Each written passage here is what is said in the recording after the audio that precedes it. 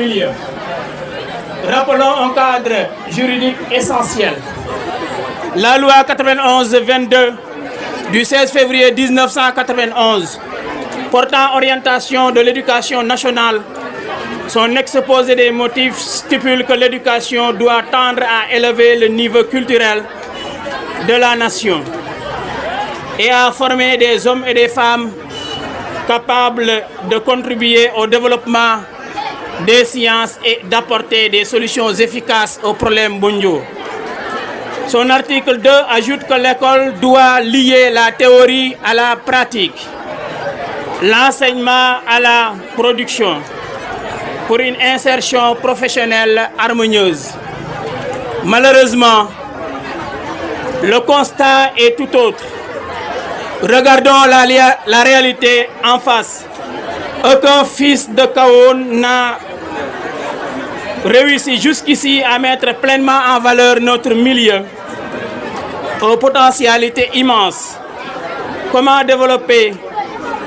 Comment pouvons-nous dormir sur une histoire si richissime? Le siège des souverains du Saloum, le cœur battant du Saloum, depuis le règne de Mad Sinig, ou plutôt Mad Saloum ou Mad Mbey comme on le connaît, Mbégan Ndour en 1493, qui gouverna pendant 20 ans, jusqu'au mémorable Mad Fodé Nguy Diouf, qui gouverna pendant 34 ans, de 1935 à 1969 à la veille des indépendances. Pourtant, qu'il s'agisse de ce patrimoine unique, de notre foncier de la mer de l'île de Kouyong ou de nos sites historiques comme Guy Ndiouli, Guy Guewel, Mamandiana, la demeure historique de Mad Mbey Fodé Nguy Diouf, rien n'est valorisé par nous-mêmes. Aujourd'hui, ce sont des capitaux extérieurs qui exploitent notre foncier par des programmes immobiliers, notre plage par un hôtel 4 étoiles et notre soleil par 2 centrales solaires. L'articulation entre l'école et son environnement est en panne. Notre système souffre d'une rupture où ces 4 phases fonctionnent en vase clos, privilégiant le positionnement figuratif à la coopération fonctionnelle, la démission et le cloisonnement des acteurs, les parents d'élèves. Donc je souhaite adresser un message à toutes les composantes du système éducatif. D'abord, l'administration, qui s'enferme dans une relation verticale, elle conçoit sans consultation, administre avec raideur, évalue sans évoluer, offrant des réponses en total déphasage avec les besoins. Aux enseignants, les enseignants exécutent habituellement un programme quasi informatique qui ignore le savoir, le savoir-faire, le savoir-être et le savoir-devenir propre à leur société. On leur interdit de transmettre leurs propres valeurs tout en exigeant d'eux qu'ils en inculquent d'autres. C'est absurde. Interdire aux poissons d'apprendre à nager, aux siens pour exiger qu'ils apprennent aux singes à grimper, relève tout simplement d'innocence. Aux parents d'élèves, les parents ont pour la plupart démissionné. Les pères déposent l'enfant le premier jour et s'en vont sur la pointe des pieds. Les mères ne viennent que pour relever ou régler un défi ou récupérer le bilan de leur enfant. Une chambre sur WhatsApp, un salon sur Snapchat, une piscine sur Instagram, un cinéma sur TikTok. Voilà à quoi se résume la vie de ses parents à la maison. Aux apprenants, les apprenants sont les premières victimes, pris entre le marteau des traditions locales et l'enclume des modes occidentales vendus par le petit écran, ils naviguent à vue, s'amusent en classe face à des professeurs parfois mal formés. Ils résolvent leurs problèmes sur ChatGPT, font leurs devoirs par IA sur WhatsApp et décrochent par la tricherie des diplômes sans réelle compétence. Au premier jour des classes, chaque acteur reste dans son coin. Le prof de SVT saute sur un programme, le prof de PSC sur son chapitre de chimie, le prof d'histoire survole la géographie, le prof de français catapulte les élèves à des milliers de kilomètres, les plongeant dans un siècle des lumières qui finit par les assombrir. Personne ne parle d'environnement immédiat. Notre défi est pourtant là. Placer l'école au cœur du projet de l'enfant, du parent, de l'enseignant et du développement local.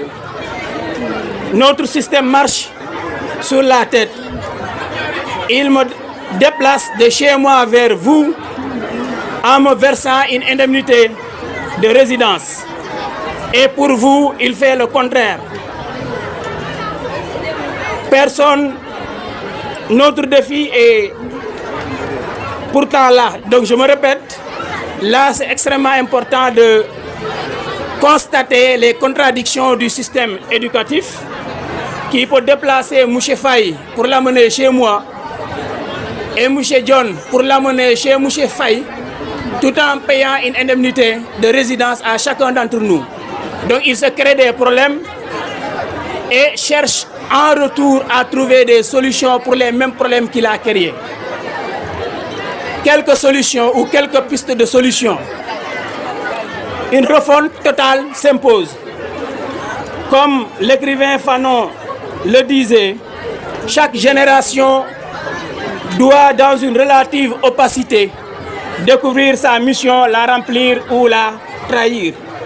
Cette opacité actuelle, c'est la dépendance aux réseaux sociaux, le mensonge politique, l'apathisme, mais surtout l'oubli de notre propre trajectoire.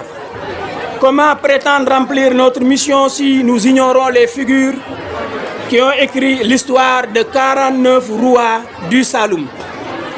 Pendant 16 ans, j'ai posé la seule question à toutes mes classes. Pourquoi êtes-vous à l'école? La principale réponse qui a été fournie est de dire pour réussir ou pour des savoirs. L'école ne doit pas seulement enseigner des matières muables, elle doit permettre de s'instruire et de s'éduquer. L'objectif ultime est la construction d'un statut social fondé sur le savoir, le savoir-faire, le savoir-être et le savoir-devenir.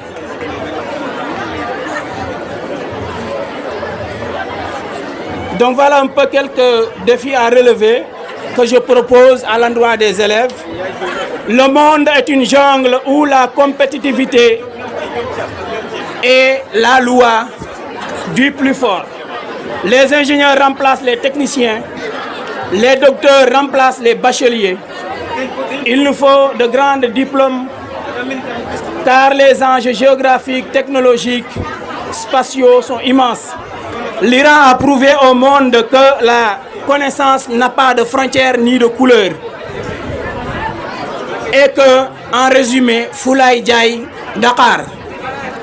Nous sommes à l'ère de la haute technologie, des nanotechnologies à l'intelligence artificielle, de la blockchain à la finance DeFi, des missiles hypersoniques, entre autres. Pourtant, les diplômés actuels restent techniquement et socialement inadaptés. En guise de conclusion, on ne saurait bâtir le savoir, le savoir-faire et le savoir-être en ignorant notre patrimoine.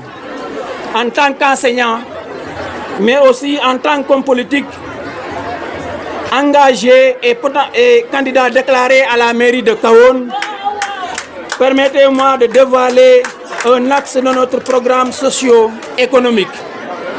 je propose la création d'un musée du Saloum, ici à Kahone même. Ce lieu enseignera à nos enfants notre histoire richissime.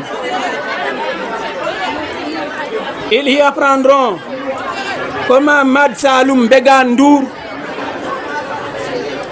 et entre autres bien sûr, parce que le tout dernier c'était Mad Saloum Fodé Ngouille Diouf, que certains doivent connaître en principe.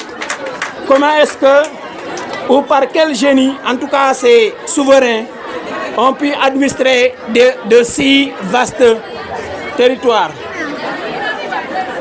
En définitive, ce projet sera un puissant levier économique. Il renflouera les caisses municipales, attirera le tourisme sur notre plateau, dynamisera nos transports, nos restauratrices, nos tailleurs, offrira un marché à nos produits locaux. C'est par cet enracinement profond dans notre propre sol que nous réussirons notre ouverture au monde. Le parrain d'honneur, président Abdou Dione, vive le lycée mixte de Kahone, vive la culture et le savoir. Je vous remercie pour votre aimable attention.